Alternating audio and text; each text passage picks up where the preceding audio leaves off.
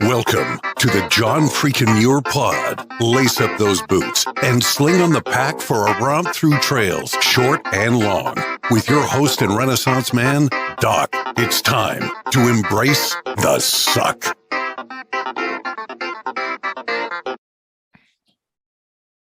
Welcome back to another week on the trail. I'm Doc, and this is the John Freakin' Muir Pod. Let's start off with a reminder. If you are enjoying the podcast, take just a minute, help us out, leave us a review on Apple Podcasts. And if you're not enjoying the pod, well, just go ahead and keep that to yourself. All right. I absolutely love when one of my listeners reaches out and suggests a guest. And that's exactly what happened with this episode. A listener with the Instagram handle stat.trail reached out and pointed me in the direction of this week's guest. After tracking down his email, I reached out to the creator of the FKT, Buzz Burrell, and here we are. Welcome to the John Freakin' Muir Pod, Buzz. Thanks, Doc. Appreciate it. Do you get a lot of requests to come on to podcasts? Well, I hosted my own, the fastest known podcast, 180 episodes every Friday at 6 a.m. Mountain Standard Time. But then we sold the business fastest known time to Outside Interactive. Then a week after that, I instinctually went on the website to see what was there. There was no 181. The next week, next Friday, there was still no 181. Then they reran one of the old ones. So it's kind of interesting. There's a quick transition here, but on that very first Friday, I was the guest on two other podcasts. So I'm kind of on the other end of the microphone right now, which is, a little easier because, Doc, you had to do some homework. You had to prepare. You had to get it together. I now don't have to do anything. I can just sit here and have a good time. That's right. No surprises. I'm not going to ask you any questions you don't know about. So we're good to go. Well, you should give it a shot, don't you think? I mean, the listeners want to be surprised. They, it's like, I'm no Will Smith, thank goodness. But yeah, let's let it rip. Okay. And you know what? To that end, I do have a surprise for you right off the bat here. But before we get to that, we go by trail names here on the podcast. I know that you are known for, trail running and endurance running. Have you ever done any trail work, in terms of through hiking or camping or hiking? Yeah, I've done a lot of, Well, I did my first overnight backpacking trip in 1963. So I think I'm dating myself a little bit here by saying that. But yeah, I've done plenty of hiking, plenty of backpacking. Okay. And so is Buzz a trail name or? No. Okay. No. I mean, that'd be cool. That'd be very cool. But no, my parents named me Buzz at birth. Okay. For Buzz Aldrin, who was in the news. No, he was not. That was before he was in the. That was after he was in the news. Sorry. Yeah. I mean, I'm an old guy, Doc. I mean, you're kind of good job. You corrected yourself. You said, "Whoa, wait a minute. Who am I talking to here?" Right. No, not for Buzz Aldrin. Okay. So even though Buzz is not a trail name, it sounds like a trail name, and it's a cool name. And so you're Buzz, I'm Doc. That's what we'll go with the podcast tonight. Thanks, Doc. Okay. Have you had a chance to listen to the podcast, Buzz? I have not. I'm currently traveling. I'm on a 2.5 week trip to California. So pardon me, I have not. No worries at all. I only ask because I want to make sure that you're aware of a regular segment we do. Appears towards the end of the episode, and it's called the Pro Tip Insight of the Week. And that's where I will turn to you and ask you to share some trail wisdom, some outdoor wisdom to make our listeners' next outdoor experience even better. So don't be surprised when we get there. Okay. Thanks for the heads up. Okay. Now here is the surprise. You don't know about this. Occasionally I will, I'll scan through the headlines and I'll look for something on the day of an interview and a current event, let's call it, and kind of get your reaction. And I found something today in the headlines that I thought is like right up your alley. And it has to do with this year's Barkley Marathons. Yes. Are you aware of the Barkley Marathons? Familiar with them? I think the name rings a bell. Okay. So okay. He knows. I can tell he knows. So this year there were no finishers for the Barkley Marathons. This is the 5th year in a row with no finishers. And for our listeners out there who are unfamiliar, I find this hard to believe because if they're tuning in and they've listened to me before, I talk occasionally about the Barkley Marathons because I'm a little bit obsessed with that. But if you're tuning in, you have no idea what the Barkley Marathons is, and you think it's just another marathon, you're thinking, wow, there's no finishers. How can that be? Well, it is one of the most unusual races you will come across. And so 5th year in a row with no finishers. It's been in existence for, I think, 30, 35 years. And there's only been, I think, 15 or 16 finishers in that time period. So I thought it was 15, but yeah. Yeah. And so, Laz Lake, Gary Cantrell, the creator of the race, he did something a little bit different this year. He started it 3 weeks early. Instead of it starting around April 1st, it was closer to, I think, March 10th, I think it was. And he started during a weekday. I think it was a Tuesday start. And the field was mostly international folks who could not compete the year before because of COVID restrictions and COVID issues. So it was primarily an international field, but only 5 runners started the fun run loop this year, which is the 3rd loop of potential 5. That's more than the previous year. Yes, that's right. That's right. Saying. Now, Buzz, any interest at all, in participating in the Barkley as in your history? Did you ever get your curiosity piqued by that and say, you know what, that would be a lot of fun? No. No, anyone who says that, I don't think quite grasps the concept. No, I was, by the way, Gary Cantrell was on the fastest known podcast about 6 weeks ago, if you want to look that up. Oh, nice. He's an interesting guy. He's crazy, probably one of the most unhealthy people you've ever met in your life, and a savant. I mean, he's literally brilliant person. And he's, of course, it's a very low bar, but he's the most creative person in the entire sport of ultra running. Mm-hmm. But he qualifies. I mean, he's an amazing person. He's a dramatic thinker. So pay attention to what he's saying. Mm-hmm. Of course, there's the Barkleys, you said, Doc, but also there's Big's Backyard Ultra, which I personally think will be his enduring legacy. Mm-hmm. Barkley has 3 movies made on it. You can look them up. They're very good movies, basically. But Big's Backyard, I think, is going to be his enduring legacy. And he does something else. He doesn't think like anybody else does. But personally, no, I'm not into sawbrush. I'm not into the mud. I'm not into the whole thing. I don't really like to suffer, to be perfectly honest. It's a suffer fest. Yes, it is. I kind of like to have fun. I'm sorry. It's I have a good time when I go out. Yeah, I've had a few folks. I've had a few competitors in the Barkleys who have come on the podcast and shared a little bit of their experience. And you're talking about world-class athletes who, Mike Wardian, fantastic ultra runner. And he ended up, after one, I don't think he completed a loop. He ended up in a cave, suffering from hypothermia and trying to survive out there. I mean, it's just absolutely brutal. Right. No, it's, I'd like to also point out that, of course, I used to run Ultimate Direction. That was my brand. And the last 4 or the last 5 people to finish Barkley have used the UD Ultra Vest. So that's kind of a minor little. So people want to finish Barkley. If you want to continue the tradition, you got to use an Ultimate Direction Ultra Vest. And of course, talk about Jared Campbell, and then John Kelly used one also.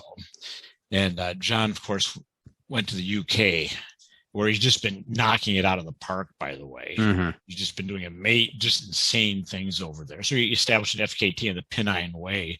So the expat Yankees, well, you can't call me Yankees from Tennessee. The expat American is doing well in the UK, and Jared didn't go back this year. But Jasmine Paris from the UK came over and was the first woman to finish the fun run, and I've forgotten how many years. In a decade. That was another one of my points. You stole my thunder. That's good though. Sorry. Nice. No, all good. The funny part to me was that only two of the 5 runners who started the fun run were able to start a 4th loop, Carol Sabe and Greg Hamilton. And to tell you how difficult it is out there, you're not only battling the elements, you're not only battling the elevation and time, you're also battling sleep. I mean, you are sleep deprived because there is a time limit, and you're going constantly. And so to show you how bad it is, Sabe, he ran into navigation problems and ended up getting lost and asking directions from a trash can. He found himself talking to a trash can, and the trash can would not give up which direction he should go. And he realized, oh, this is a trash can. We could talk about Barkley forever because it is an interesting topic. I was somewhat dismissive, to be perfectly honest, but then Jared got into it. Jared really threw down, and he really informed me. So I changed my tune on it. I came to understand really what it was all about. And the way Jared described it to me is it's a next level type thing. You get to the place where you do not make a decision whether you're going to continue or not. If you're having to make a decision, you're out. You see what I mean? Yes. You need to be in this place of total commitment and a total letting go at the same time, which very, very few people can do. So the year before that, John Kelly finished, he started the 5th loop. He made it 400 meters up the trail and just did a face plant. But he walked out of that aid station. See what I mean? Mm-hmm. He didn't quit. He didn't exactly quit. He didn't make it, but he didn't quit. And so that's kind of what it takes, I think. Yeah. I've only seen 2 of the 3 movies. So I need to find the third title. I've seen The Race That Eats Its Young and Where Dreams Go to Die. But I'm not sure. Hopefully I'm not mistaken. Those are 2 of the classics, Doc. Yeah. Hopefully maybe there is only 2 and I've forgotten about it. I don't know. Well, I'll do my research. Yeah, you do. Thank you. But those 2 are like watching a train wreck. You cannot turn away. It is fascinating. It is painful, and you just feel so bad for some of these competitors. So, all right. Hey, another segment we do is the Must Bring Gear Review, sponsored by the ultralight backpacking gear company 6 Moon Designs. Wow. And you and I had talked about possibly, I wondered if we needed to alter this to modify the trail running, or if you're okay with backpacking or through hiking, and you indicated you have that experience. So we're gonna leave it with backpacking here. So here's how it works. If you were to let a stranger pack your bag with pretty much generic gear for a multi-day hike, what is the one specific piece of gear you would insist on being packed? And if you've got a particular brand for that specific piece of gear, even better. So Buzz, what is your must-bring piece of gear? Well, first, I would throw everything out that they put in if it's generic and put in other stuff. But I'll answer your question more directly than that. Oh, it's the iPhone. It's a no-brainer. Sure. Because with the iPhone, you can navigate. You presumably laid out your route on CalTopo. You've imported it into Gaia GPS. And so you got this little blinking blue dot. You know exactly where you are. And of course, you can take photos, you can listen to music, you can call for help, you can connect it with your Garmin Mini or your Solio. So the iPhone is a easy answer. Okay, that took a different direction. You said you'd empty the bag out, and I thought this was going to be kind of a reference to your credit card adventures that we're going to talk about a little bit later, where you're minimalist, get rid of everything. I don't need a backpack, forget it. I'm just going. Right. Correct. Well, you said generic, you see. As I did. You said generic. It's like, because, if you walk into REI, you get that little piece of paper that said, do this, whatever those little 10-point lists are, I think are just bogus. I don't do any of them. You want to go to Adventure Allen or AndrewSkurka.com, places like that. That's where the incredible and free information is. So AndrewSkurka.com or Adventure Allen. Pardon me, but they're free, so you might as well get the straight scoop. Absolutely, and we don't mind name drops like that when you are sharing resources with our listeners out there. These are great resources. Okay, hey, another segment we do is something we call the hiking pole, and I always take time to explain the hiking pole. It's not the pole that you hold in your hand, POLE. It's pole as in survey. It's my creation. I think it's kind of a clever turn of phrase. I always take the time to point that out because my infrequent co-host Chopper thinks it's hilarious that the guests never react when I explain it to him. So you can maintain that form. Right. Okay. So these are 7 questions I'm going to ask to help me rank you on a scale from 1 to 100 on the crazy scale, with 100 being completely sane and 1 being absolutely bonkers. Okay. Okay. Do you have any? I'm not sure what I'm aspiring to. Yeah. So should I be trying to get to 100 or should I be trying to get to 0? So do you have any long trail experience under your belt? This is not part of the hiking pole, by the way. It's just background information. Like, have you hiked the PCT or the AT, something over 1,000 miles? No, I tend to like 6 days 6 days, I'm good. Okay. I only asked because there's an automatic 20-point deduction if you are a long trail hiker, because, you have to be a little bit crazy to undertake that kind of venture. Well, you have to either be old or young. That's right. There's no one in between, right? You got to have that before you get a flexibility. job or after you've had a job. That's right. That's kind of. Now, I'm going to give you a score after these 7 questions, but then as the episode goes on, as more of your sanity or insanity is revealed, the score may change throughout the episode. So, okay. First question, trekking poles or no? Absolutely, of course. No brainer. No brainer. No. Okay. The science in trekking poles is very clear. They really work. They add power. They add stability. You can fend off wildlife, make it easier to cross creeks. And if you're pitching a tarp, you got to have them anyway. So, yeah, of course. Buzz, that's a very sane answer. Oops. Hopefully that's good. Maybe it's bad. All right. Boots or trail runners? Same thing. Boots are not a thing. I mean, I've climbed Aconcagua. It's almost 8,000, almost 7,000 meters high. It's 23,841 feet high. I was using trail runners.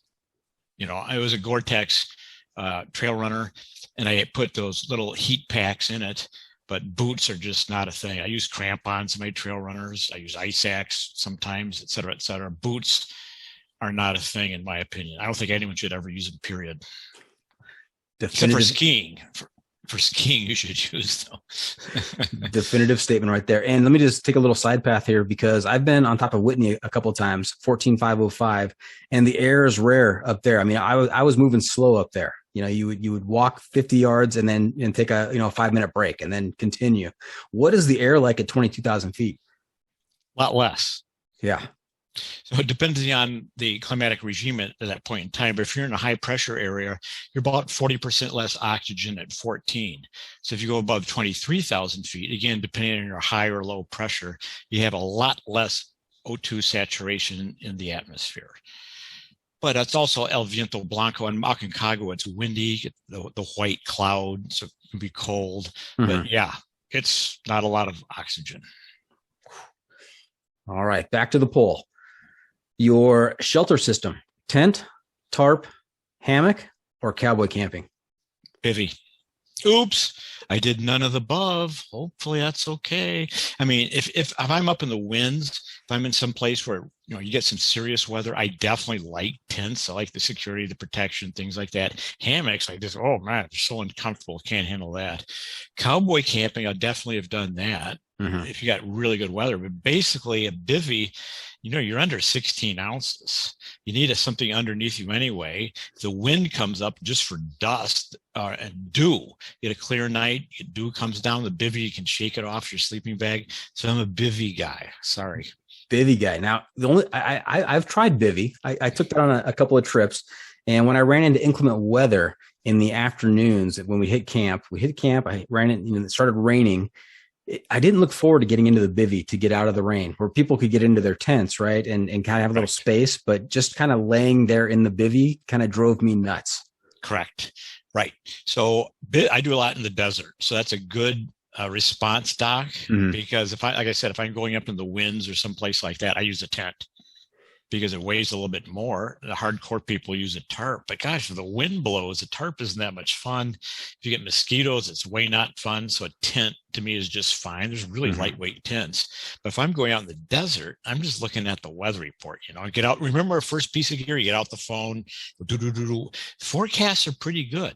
And so I use a bivy, but like you said, if it's going to rain, it's not happening. It's just going to be misery. Yeah. And also a pro tip of my own here from past experience, don't zip the bivy all the way shut at night when you go to sleep. I woke up in the middle of the night gasping for air, and I unzipped. I said, what is going on? Am I sick? Is this altitude? What's going on? And then I read the label inside the bivy with my headlamp, and it said, it was my iPhone light. And said, do not, danger of suffocation, do not zip up all the way. And I thought, how can someone make a product that seals up all the way? And the intent is not to seal it up all the way. It's not childproof. Oh, well. Yeah. Well, at Ultimate Direction, we made a very cool bivy. It had these 2 ultralight hoops. So the whole thing just kind of laid down on you like regular bivvies, but over your face, you had these this X hoop system. So Mhm. the UD Bivy was world class, in my opinion. So you got around that issue. Nice. All right. Sleep system, sleeping bag or quilt? Quilts. I'm not opinionated, am I? No, not at all. Okay, good. I just want to check in here. I don't understand quilts. You're saving 4 ounces and they're extraordinarily drafty. So a sleeping bag is by far the most efficient thing. Okay, you're sitting on top of 4 ounces of down. Isn't that big of a deal compared with the draft? The quilt to me would be nice because it's more comfortable. You can roll around and you can get a second person underneath it, which is a big advantage. But if that's not what you're doing, definitely sleeping bag. Okay. Now, this next question, very important, Buzz. This is where the biggest point deduction usually comes. So be careful here. Okay. All right. Stove, cold soak, or stoveless? Gosh, I'm going to do my little nuanced reply. Darn, sorry about that. But this is true. I'm not trying to, dodge the question or anything. But 1 to 2 days, I'm stoveless. Okay. 3 and up, I'm stove. Okay. That's just kind of how I roll. Because 1 to 2, I'm going to just take bread and cheese, dried fruit, and nuts. I'm just going to roll. And as soon as it's too dark to see, I'm just going to lay down, right? Just to eat a bite of bread. Well, 3 days and up, 3 nights, not days, 3 nights and up, then it becomes a little more efficient because you can get your freeze-dried food a little bit lighter than you can just with no stove. But cold soak, I don't do that, except like granola, rolled oats in the morning. But for dinner, I don't cold soak. Right. So even in your nuanced response there with your various options, you avoided the big point deduction of, I am totally a cold soaker, and that is the best thing to do. I am not. I think that is absolutely crazy. I've given it a shot. I've given it a legitimate shot, and I can't take it. So. Well, you could add wildcraft. That would be then you could get some major point deduction. Someone said, I just eat roots and berries. You had to add that as one of the questions. That's an option. Yes, I need to add that as an option. Good point. You ever watch the show on the History Channel, Alone? No. Oh, they drop these people out in the middle of nowhere. They're separate from each other. They have to stay in their zone, so they never interact with each other. So they don't know who's out there still and who's not. And the winner is the person who stays out the longest. And it's, all bushcraft and staying out there in the elements. And it's usually like in Canada somewhere next to a lake in very extreme temperatures in the winter. And so a lot of wildcraft there. A lot of wildcraft, a lot of something that I do not possess personally. Yeah. Yes. All right. Finish the sentence for me. Life is better above or below the tree line? Oh, well, it's definitely better below because it's the reason it's a tree line because things die. So it's inherently, sorry, but scientifically speaking, inherent in the question, you have to answer below.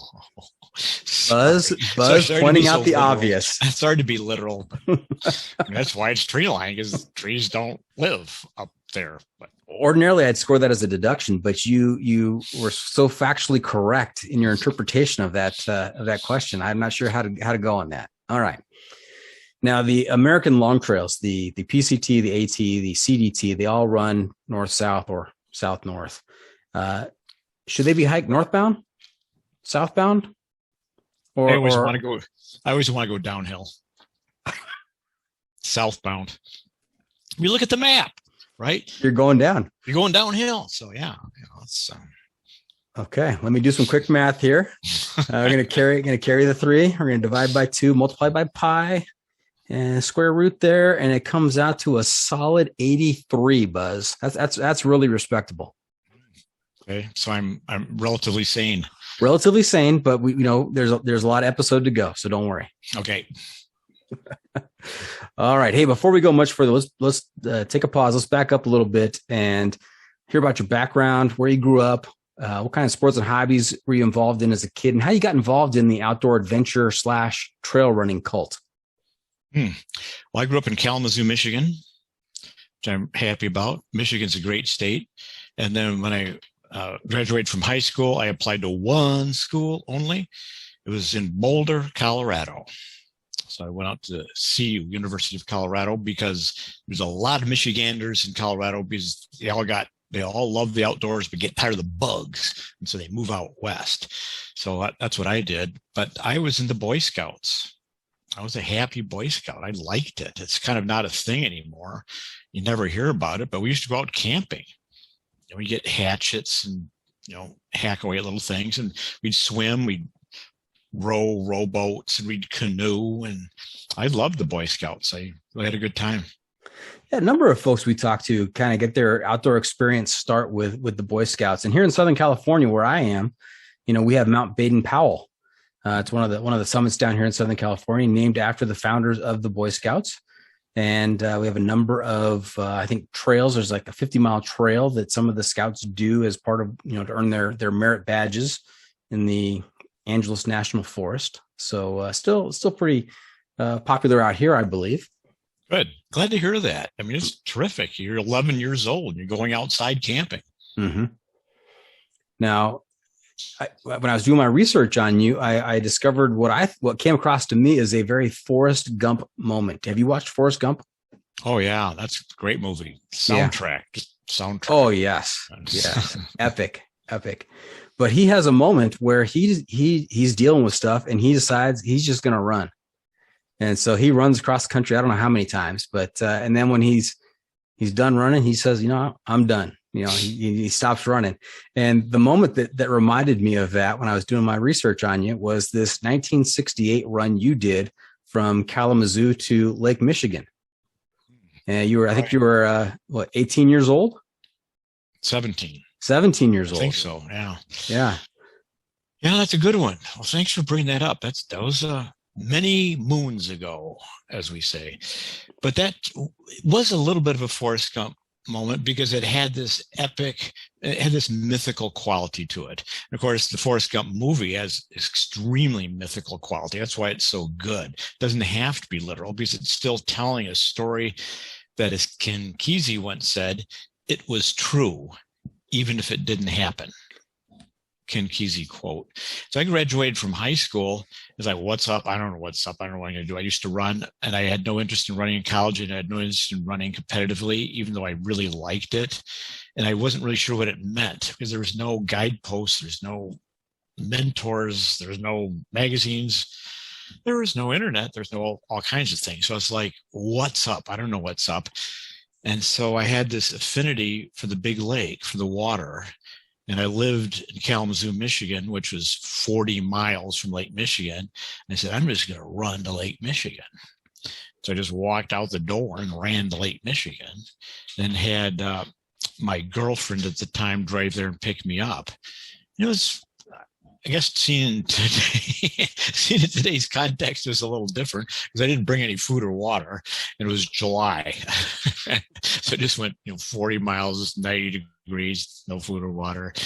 But every once in a while there'd be someone running a sprinkler in their yard, so I'd go over and get a drink out of that. But it's so hot, my bottom of my shoes got tar on them. So I had this half-inch of black tar from the melting pavement built up on my shoes. But I made it to Lake Michigan. She picked me up, and we later got married. But it was such a milestone, Doc, because at that point, and I think this is one of the epic aspects of running, that point I realized I could do anything. You see what I mean? I was in high school. I graduated from high school. And with that event, just pulling something out of the ether and manifesting it, I felt free. I felt free because I was not bound by the constraints of the hamster wheel of I'm supposed to do this, and that to get that, right? There's this life thing. You're supposed to go to college, you're supposed to get a job, you're supposed to do this. And I was just out of that whole hamster wheel thing. I could manifest my vision in the world. And that was very relaxing to me. I felt relaxed. I felt free. Nice. Now, had you done some running in high school? I mean, were you part of the track team or cross country team in high school? I was. Yeah, it wasn't that good. It's too slow. I mean, the longest distance was 2 miles. I was like, dang, I'm just kind of getting going at 2 miles. So it turns out ultra running was helpful for me, but I didn't have any idea about that at the time. But, I ran a 4:36 mile, but I wasn't very good. 4:36 mile, and you were slow, huh? Yeah, I think I was pretty slow. I needed a longer distances. Well, if you're slow, then I'm geologic. So, all right. Hey, we're going to take a quick break, Buzz. When we come back, we're going to hear some adventure stories and endurance feats of endurance from your past. So, stay tuned for that. We'll be right back. Great. And welcome back. We were talking to Buzz Burrell and heard about his Forrest Gump moment and his realization that, being able to do something like that, he's able to do anything. And I think that is what we hear a lot from some of our guests who do these amazing long hikes, who do these ultra endurance events, that, there's something about being on the trail and turning back at the end of the day and looking backwards and seeing how far you've come and realizing the power of incremental progress and the fact that, if you can do this, you can do a lot of things. Yeah. I realize that wasn't a question, but feel free to chime in if you like. No, it's good. It's interestingly enough, in a certain sense, the older one gets, the less one feels like giving advice, because everyone's going to live their life, right? So I think when you're young, you kind of get a little pushy. It's like, oh yeah, I got to do this. At this point, it's like, yeah, you're going to figure it out. Everyone listening to this is going to figure it out. It's all good. It's going to go great. Now, in my research, I came across your Hall of Fame bio in the USATF. Wow, good work. Thank you. Thanks. And I found this I don't know, the quote statement. It says your running specialty is running what no one has before. Literally. Yeah, that's true. I think, like I said, I'm not fast, but I never really tried to be fast to other people. I just did things other people couldn't do at all. That was kind of where I really went. I really never quite self-described as a runner. I self-describe as an adventurer. It's essentially what I do. And I've always used numerous modalities of transportation to do that, self-transportation. So the last year I did 4 bicycle races, for example. I got into surf ski, kayaking. So I do occasional kayak race. I've done climbing. I once competed in ballroom dancing. I've done snowshoe races, classic ski races, Nordic ski races. I used to race telemark through the gates for a very brief time. So I'm not particular. I just like to move with a degree of efficiency through natural landscapes. Buzz, I'm realizing something here, and that is that we're going to have you back on, because the John Freaking Muir Pod is all about the outdoor adventure tree. And there's all kinds of different branches on the outdoor adventure tree. Through hiking, ultra endurance racing, those are just 2 different branches. There are so many other different branches. And, we're going to talk about some of your adventures here having to do with, ultra endurance and endurance running. But there are so many other things that you just mentioned that I am so interested in, and I know that our listeners would be interested in. We're gonna have to reschedule some more time later on if you're willing. Okay, sounds good. Okay, hey, let's talk about this thing I referred to earlier. I came across is called credit card adventures. Yeah, and I came across this. Was it a run that you did from Silverthorne to Boulder, which is about 95 miles? And it was, I think you nicknamed it a credit card adventure. What happened there? Well, this is perplexing, because this is, to me, such a good idea. I mean, it's so obvious, but you don't hear about it very often. I'm really surprised. And of course, you do a lot with backpacking, through hiking, et cetera, et cetera. And people are trying to pare down their weight, like base weight. When I was a kid, it's always how big the car engine was. Then 20 years later, how big your CPU unit was in your computer. Now it's like your base weight. And you want your base weight to be at 8 pounds and so forth. But your base weight can be a 1/5 of an ounce. You just take the Visa card. So that's really the lightest pack there is. And so a friend was going up into Summit County, and I said, "Hey, can I get a ride?" She gave me a ride up there, just dropped me off. And I just started to head back towards Boulder. And it's really great routes. It's all pretty high mountains and come down into Winter Park and just whip out the little piece of plastic. Like I said, it's 1/5 of an ounce. That weighs a lot less than a sleeping bag in a tent. You go in there, you take a shower, you kind of have to put the same clothes back on, which is a little funky. But then, you go out and get a burger and a beer and have a really comfortable night and get their little free little donuts, their free little muffins and their crummy breakfast last you. Then you just head back to Boulder, get back there by dinner time. So the credit card run, I think, is a very viable way to take a trip. It hasn't really caught on. I'm surprised. We've talked to different people about various types of challenges. As you're talking about the credit card adventure, I think if it's a credit card challenge, we've talked to, I think Mike Wardian talked about the state-a-thon, where he would try and cross an entire state through various means of self-propulsion, whether it's bike riding and a combination of, bike riding, running, swimming, whatever. And then also had a guy on from outside channel. And it was his TV show was Beat Monday. And he talked about the picnic. You heard about the picnic in Jackson Hole? Yep. That's the original picnic. Yep. You bike up from Jackson to Jenny Lake, swim across Jenny Lake, climb the Grand, come back down, repeat. Yes. Some crazy challenges out there, but I like the idea of the credit card adventure. You are ultralight. There's no need to drill holes in your toothbrush to get rid of the grams. You're just carrying the credit card along with maybe a rain shell and doing your endurance event and checking into a nice motel somewhere in between. So makes sense. It does too. Now you're not going to get off into a lot of wilderness. So there's Utah, that'd be a little harder, but yeah, it's really viable. Okay. And you also have an interesting take on the rim to rim to rim hike.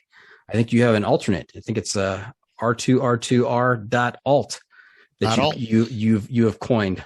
Thank you. Yeah, that's an incredibly good route because I've done rim to rim to rim before. It's one of the classic routes in the world, which is generally the south rim to the river. That's R to R, and then to R, the north rim, then back down to the river, then back up to the south rim. So it's a double crossing of the Grand Canyon and the north and south Kaibab trails.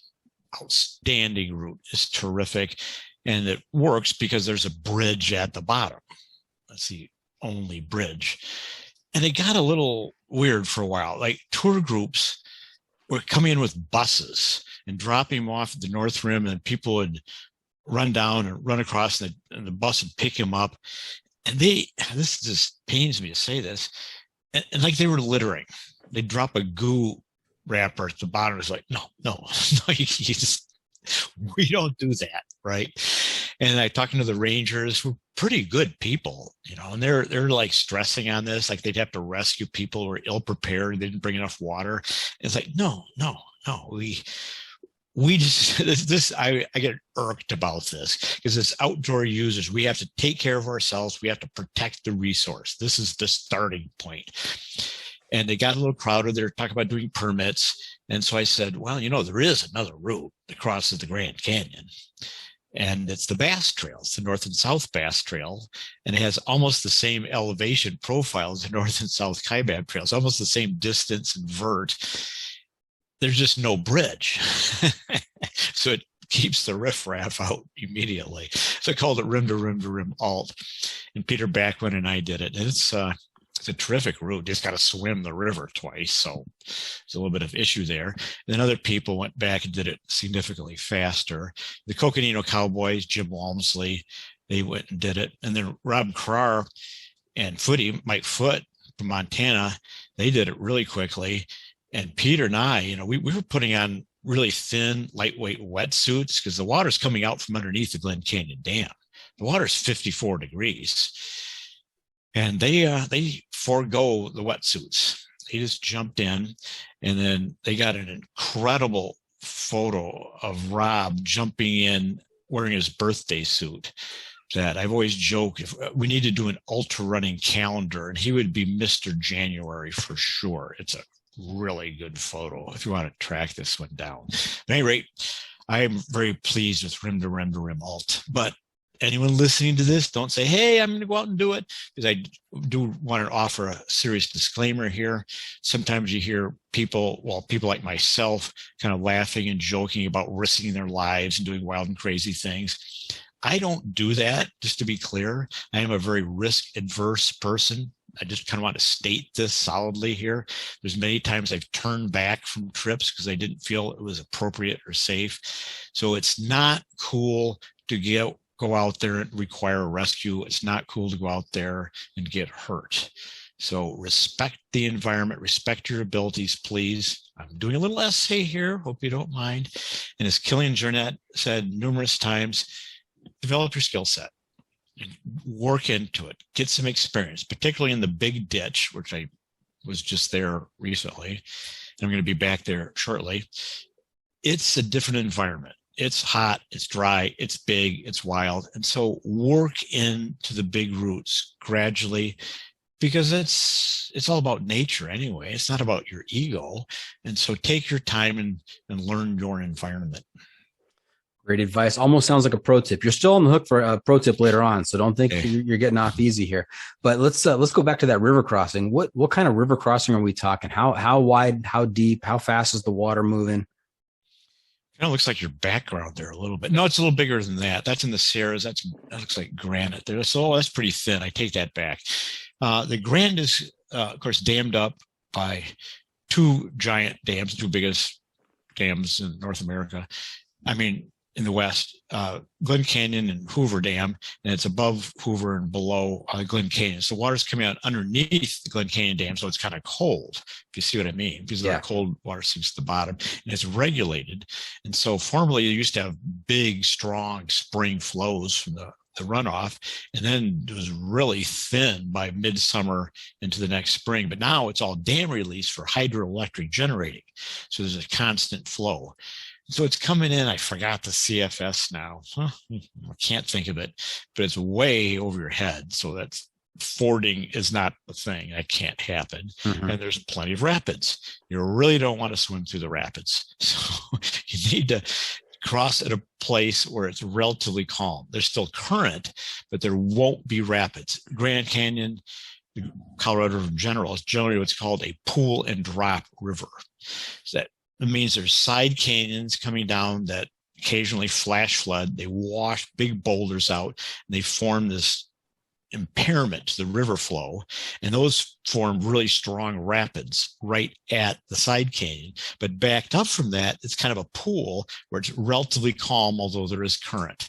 And so you definitely want to swim across in the pool section and get to the other side before you get to the rapids section, because you are going downhill. You're downstream. And so you do what's called ferrying. If you go, if here's the river, and if you aim for there, you're actually going to end up there. So it's kind of like a triangle. So you're going to kind of want to try to aim a little bit upstream, because you're actually going to be going downstream while you're swimming across. When you come back, you want to hike back up, forming sort of a triangle, because you're going to end up at the same spot that you started from originally. But, Rob and Footy did it fine with no wetsuit. They just hit it hard, and they were all good. So you can do it. Very detailed explanation. I appreciate that. The aiming a little bit upstream and being swept a little bit down as you're going. That sounds like me on a Saturday night trying to get to the bathroom. So I totally understand that. Well, like I said, one might present this cavalier, happy-go-lucky, fun attitude. People who've done things with me know that actually on the inside, I research very carefully. I consider things, and I'm very tactical and strategic. And that, oops, we don't want to give advice too early in the podcast. Sorry. No, it's okay. You can give advice throughout, but you're still on the hook for one at the end. So there you go. All right. Hey, let's move on. You alluded to it earlier with your mention of FKT. Let's talk about FKT, what that concept is, how you came up with the concept, and you are basically the creator of the FKT. I call myself, along with Peter Backwin, the popularizer. Popularizer, okay. Yeah, well, it's a generic term. We don't own the IP on it. right? And I think one of the reasons it instantly became so popular after we introduced it to the public is because it makes sense. There's records. You run in the Olympics, there's 100,000 people watching. There's officials with their little stopwatches. But in FKT, it's you and your Garmin and submitting it to the website, your Strava track or whatever your GPX file might be. But when I got going on it is when Peter and I set the FKT and the John Muir Trail. This was the year 2000. And we researched the bejesus out of it. I spent like weeks trying to figure out who had the fastest time in this. I called up Jim Knight. I talked to Blake Wood. I talked to Tim Twitmeyer, all the people there. And it was really, really hazy. But one thing that came out quite evidently for me, Doc, is that when you go back, you don't get to a starting point. It keeps going. People have been doing this forever. There wasn't the first person to go fast in the JMT. There's the first person you knew about. You see what I mean? Got it. And so at each stage of the game, it was the fastest known time. It was completely literal statement. And it made perfect sense. You couldn't guarantee it. Now with the internet, I think things are a lot more buttoned up. Nowadays, people can do something, in Nepal and Malaysia, and you hear about it, 30 minutes later. But back then, somebody could have done something huge. You wouldn't find out until a year later, and only if 3 other people roundabout told you about it. So fastest known time, I thought, made a lot of sense, had a lot of logic to it, and it was honest. It was authentic. It represented what we were really doing. Right. And what was your time on the JMT? Well, Peter and I were going for sub 4. That's what we wanted to do. I had my spreadsheet, and had all the. For our listeners out there, he's not talking sub 4 months or sub 4 weeks. He's talking sub 4 days. Absolutely.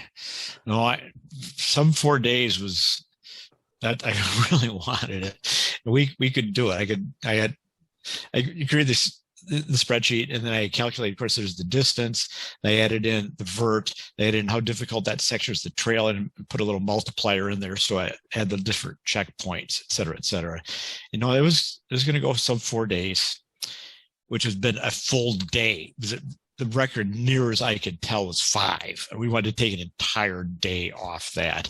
And we got walloped by a storm on Tuolumne Pass. It just crushed. You couldn't even stay outside on it. They closed the pass, by the way. They closed Tioga Pass, the highway. And so we had to lay up for the night and just jogged it in the next day. So we came in at like 4.5 days. Oh, well. Peter went back by himself the next year and went sub 4 days in the GMT, the first person to do it. Wow, that's incredible. I've spent a lot of time on the JMT. It is not easy terrain. I have some friends that I've made on the podcast here, Gabe and Kevin, who met at the Moab 240. They were ultra endurance runners, and they thought, you know what, we're gonna run the JMT. And Gabe's wife gave him a week, said, you can take a week off to go do this. And so they said, okay, well, there's no problem. We're just going to run the JMT. They got to the JMT and quickly discovered they couldn't run the entirety of the JMT. But they did it in, I think, 5.5 days, 5.5 days, 6 days. And because they couldn't run it, they couldn't maintain that speed. So they had to extend their day. So they were, it was getting up at 2 a.m. and hiking until, 10 at night, but they got it done. Was that your approach as well? Or were you, how much of the JMT did you run? We ran a fair amount of it. Mm-hmm. We were fairly fit. And the people who came before us actually were better runners. Like Tim Twitmeyer won Western States 100 4 or 5 times. I can't remember. Blake Wood is one of the best runners there is in anything. And he'd come before us. But Peter and I brought something else to the table. We were very good in the backcountry. Other people were kind of fast packing it, which means they're carrying a lot more gear than we were. And they were spending a little more time off at night and moving maybe a little faster when they're on the trail. But Peter and I were comfy at night, we're comfy at altitude, we're comfy on technical terrain. And so we had greatly reduced packs, because when it comes to, as you know, from through hiking and hiking, you want a low pack weight, but when it's running, it's times 2, because the definition of running is 1 foot, both feet are off the ground at some point. And so there's a lot of lift. There's a lot of up and down. So just an extra 2 pounds while running kind of gets to you. So I think that's what Peter and I brought to the table, is not extra fitness, but being pretty solid backcountry people, so we could have a lighter pack. And then we could use the relentless forward motion concept, which was later popularized, great effect, by Brett Mowney, who did set the record on it. And coming in as a non-runner, people didn't believe him, which kind of relates to your podcast here, Doc. And I could get on and on about this, but generally speaking, top ultra runners get schooled on the long trails. It's not general. It's not like always. I'm trying to think of when that didn't happen. It's the hikers after a certain length of time, say 7 days, maybe 10 days, the really good through hikers are faster than the really good ultra runners, because the really good ultra runners are arrogant. Like your 2 friends. You said, "Oh, I'm arrogant." No.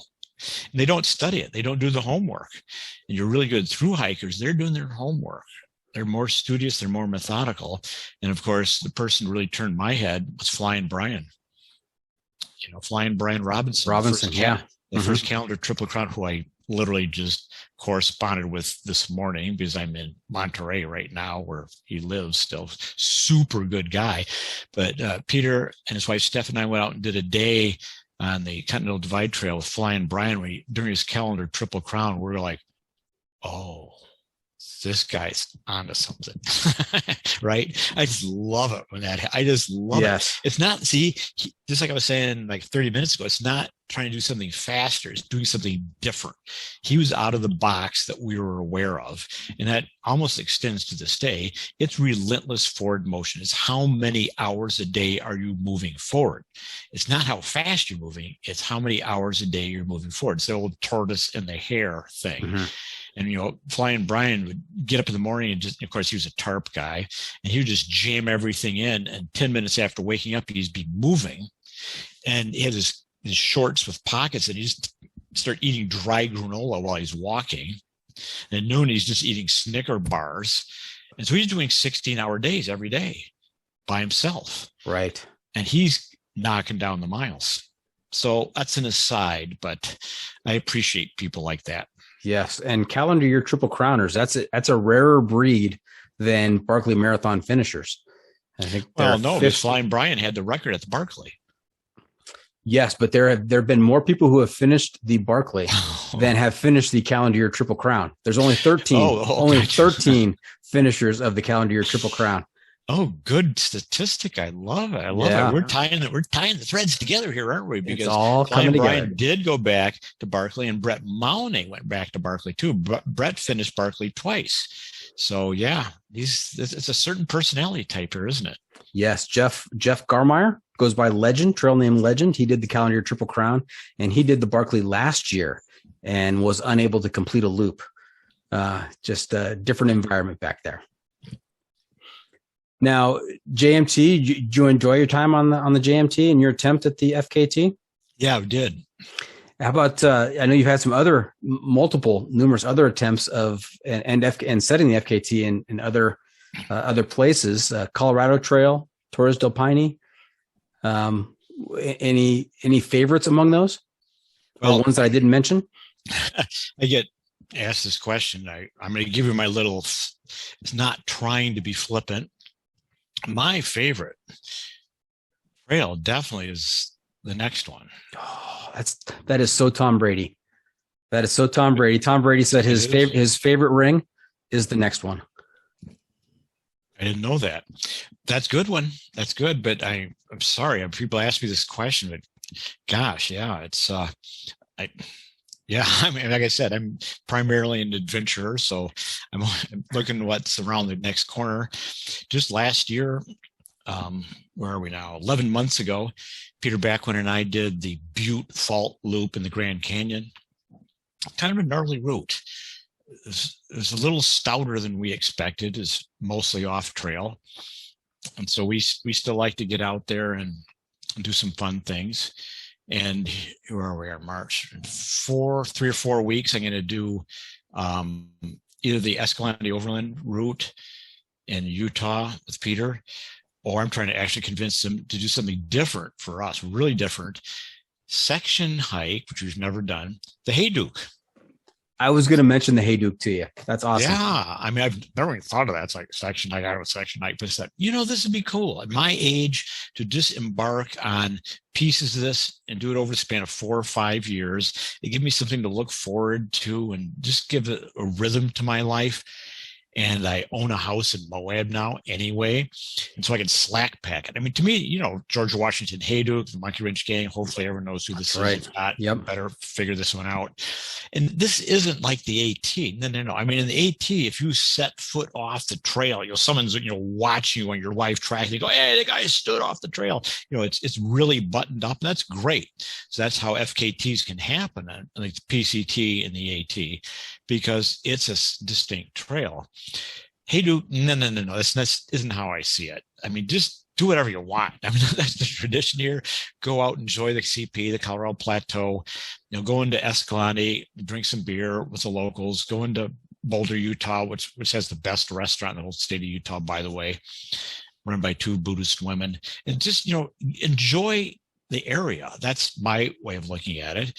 And the first section of it goes from Arches National Park through Moab, over Hurrah Pass, etc. I'm just going to slack pack it.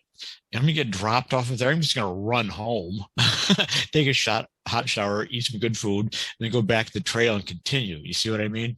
Yeah, you probably just need your iPhone and a credit card. Right. I mean, of course, in the world of FKT, I see all this. I see there's supportive, there's unsupportive, there's self-supported. People really get into this, which is fair. Mm-hmm. We need to sort this out. I'm totally down with it. But purity is sort of an interesting concept. Peter and I have both said this so many times. People are asking us, well, is this supported or unsupported? They always want to do it unsupported. It's like, do what works best. Do what works best for you. If doing it with a friend or having your husband come out, have him come out. That won't make it unsupported, because you had someone come out with you. But if that supports family time, that's, to me, more important. Sorry. So do what works for you. And if I do the Hayduke in sections, that's certainly what I'm going to do. Nice. Now, we heard that you sold FKT to Outside Inc. Yep. And so what are your current endeavors? What are you focusing on now? I'm becoming, it's like Hollywood Squares. Remember that TV show? Yes. I'm just like this celebrity. You're Paul Lynn. Right. Who's done something, but no one said, who is this guy? Apparently he's a celebrity. He must have done something, but I have no idea what it is. So I'm just a professional podcast guest now. It's what I'm doing. Fantastic. You didn't tell me you were a professional. I have no money to pay you. I apologize. Well, okay. Well, we'll let it go this time. Okay. Whew. All right. Hey, Buzz, you know where we are? You're going to ask me the trick question. I'm going to ask you for your pro tip insight of the week. What bit of trail wisdom or outdoor wisdom can you share with our listeners to make their next experience even better outside? Okay. Well, thank you. I'm happy to answer this. It'll be the same answer, but kind of 3 phases of it. Is that okay? Absolutely. This is it's kind of meaningful to me. So take care of yourself, your community, and the earth. That's it for me. You really have to take care of yourself, particularly where I'm at. This becomes very, very important. You can have a training plan, you can do this, and that, but unless you have health, none of it has any meaning whatsoever. And then we all live together. We all share this earth. Courtesy is contagious. Be nice to the person next to you. Respect the person next to you. And lastly, the same thing for Mother Earth. I mean, we're all breathing the same air, all drinking the same water. So let's please take care of what we've been blessed with. Everybody takes that pro tip to heart, then we're all in a better place. Outstanding. All right. So there you have it. That's it. This episode is just about in the books. Hope our listeners enjoyed our time with Buzz. Want to thank him for joining us this week. Buzz, how can our listeners keep up with you on social media, and where can they find updates on your latest adventures? I tried looking for you on social media. I couldn't find you. I had to track down your email address. Correct. I am not on Twitter. I'm not on Instagram. It's a viable thing. Social media is a giant, huge happening thing, but the length of that conversation is a little frustrating for me. I sort of like to have longer conversations than that. I am on Facebook, however, and I post like once a month. So you can find me on Facebook, and you can find me on Strava. Okay. The social media network for athletes. With a fair degree of self-consciousness, I will then say, remember to check out the pod on social media as well. We're on Facebook, YouTube, Instagram, Twitter, and TikTok. And if you have comments or clips you want to share, you can send it to me at johnfreakinmuir@gmail.com. Buzz, I'm also looking to you to share a recommendation for a book, a movie, documentary, some sort of outdoor media that's going to keep our listeners connected to the outdoor experience. We're calling this our adventure media recommendation. What do you have for us? Dang, that's a heck of a question, isn't it? You caught me a little off guard with that. The movie that, in terms of media, it's just, I guess it actually technically it is outdoor. Summer of Soul. It just won the Academy Award for Best Documentary, but I saw it at the Chautauqua Auditorium this summer, and it's the Black Woodstock, they call it. You got Nina Simone, you got Stevie Wonder, you got Sly and the Family Stone. So pardon me, I think these are epic people. I love singing and dancing. I like music, so hopefully that suffices. Absolutely. Summer of Soul. Was that the poor documentary that was being introduced by Chris Rock? Yes, and he pulled it together. He did, but there was a bit of distraction before they received their award, which is really unfortunate. That was Delusions of Grandeur by Will Smith. Movie star, thought you could get away with anything, and maybe will get away with it, but it was funky in my opinion. Absolutely. I agree. Totally agree.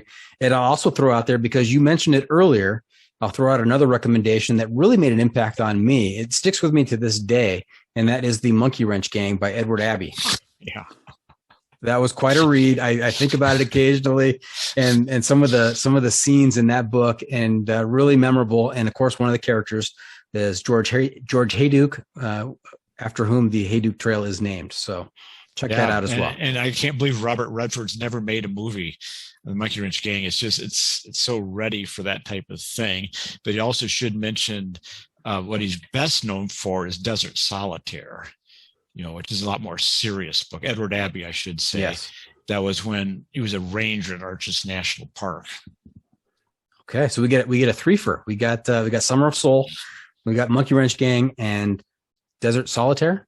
Yes. Okay. And before we wrap things up, I've got just one more segment for you called "What Have I Not Asked You That You're Dying to Tell Us About?" What do we miss? Dang! Wow. Well, multi-sport. mentioned a few sports there. I used to compete in beach volleyball also, but dancing, man, given a choice, swing dancing is still one of the most fun things there is to do. That's the one that kind of comes out of the blue that not a lot of people talk about. Ultra endurance athlete and swing dancer. Nice. Well, that is a wrap from the John Freaking Muir studio. Any shout outs to friends and family, Buzz? Gosh, the community. I had the fastest known podcast, 180 episodes, and during the pandemic, I didn't feel alone. Maybe you feel this as well, Doc. Same way. I'm with friends. I'm just with this group of friends, and I'm just so appreciative of this community. People are so nice. They're so warm. They're so attentive, and I am just blessed to be part of this community. So my shout out is everyone who's listening to this, and specifically to you. So hopefully support Doc. People sometimes, we sold fastest known time, said, oh, you've kind of sold out to this corporate interest. You should have kept it small. I said, well, were you donating? You vote with your dollar. And so please vote. And so if you like what Doc's doing, vote to support him. Then he'll keep doing it. If you don't support him, presumably he'll stop. That's kind of how the world works. So thank you for what you are doing, Doc. I appreciate you. Oh, thank you, Buzz. That very kind words. I appreciate that. And I have to ask, fastest known podcast, is it like each episode like 3 minutes? 30 to 50, basically. 30 to 50. Okay, I'm gonna tune in. I'm listening to the back catalog. It's gonna be on my list. Okay. Excellent. All right. Thank you for tuning in. Always remember, the trail is the trail. It doesn't care if you want to go downhill. It doesn't care if it's almost dark and you're looking for a campsite. It doesn't even care if you're looking to set the FKT on the JMT and a storm has rolled in. The trail is the trail. Embrace the suck.